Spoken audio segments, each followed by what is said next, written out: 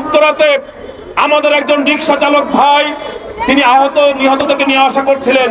হঠাৎ তখন একজন পুলিশ কর্মকর্তা খেয়াল করলেন যে তিনি এদেরকে নেওয়া আনা করছেন। তাকে জিজ্ঞেস করলো, আপনি কি করছেন? তিনি বলছে, ভাই এই মানুষগুলো পড়ে আছে, এরা মারা গেছে না বেঁচে আছে জানি না, তাদেরকে আমি হাসপাতাল নিয়ে যাচ্ছি। এটা তো মানবিক কাজ। ওই পুলিশ কর্মকর্তা বলল, তুমি অপরাধ করেছো, তোমাকে শাস্তি পেতে হবে। তখন আমাদের রিক্সা শ্রমিক ভাই বলল, আমার ঘরে পতি বউ আছে, দয়া করে আমাকে আক্রমণ করবেন না। এই কথা শেষ না হতে হতে গুলি করে তার 2 পা ছাঁচড়া করে দেওয়া হয়েছিল। বন্ধুগণ, আমরা যখন নতুন গভর্নমেন্ট ক্ষমতা আসলো, 36 দিনের যে আন্দোলন, এর আগে 15 বছর আমরা লড়াই করেছি। 36 দিনের আন্দোলনে আমাদের রিক্সা শ্রমিকরা আমাদের এখানে আছে, আমাদের রিক্সা শ্রমিক ভাইরা এখানে আছেন। আমাদের রিক্সা শ্রমিক ভাইরা তারা জীবনের ঝুঁকি নিয়ে আমাদের যারা আহত নিহত হয়েছে, যে ছাত্ররা শ্রমিক জনতা, তাদেরকে আমাদের এই রিক্সা ব্যাটারি সিজি বাইকে করে তারা আনা করেছে। ঢাকা শহরে অ্যাম্বুলেন্স পাওয়া যাচ্ছিল না, আমাদের ব্যাটারি সিজি বাইক করা হয়েছিল অ্যাম্বুলেন্স। আমি 2টা ঘটনার কথা শুধু বলবো সাংবাদিক ভাইদের উদ্দেশ্য করে।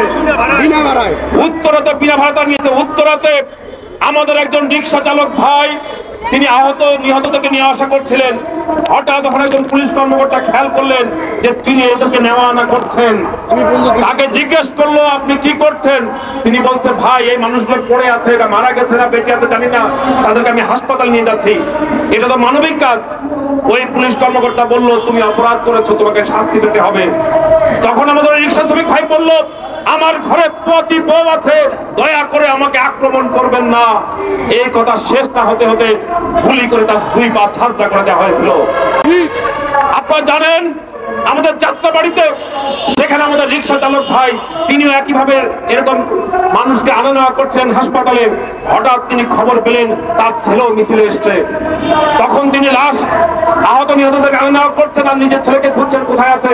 হঠাৎ করে এক পর্যায়ে দেখলেন, তিনি যখন একজনকে তুললেন উল্টা করে রিক্সার উপরে, দেখে যে তার ছেলেটাই সেখানে মৃত অবস্থায় আছে।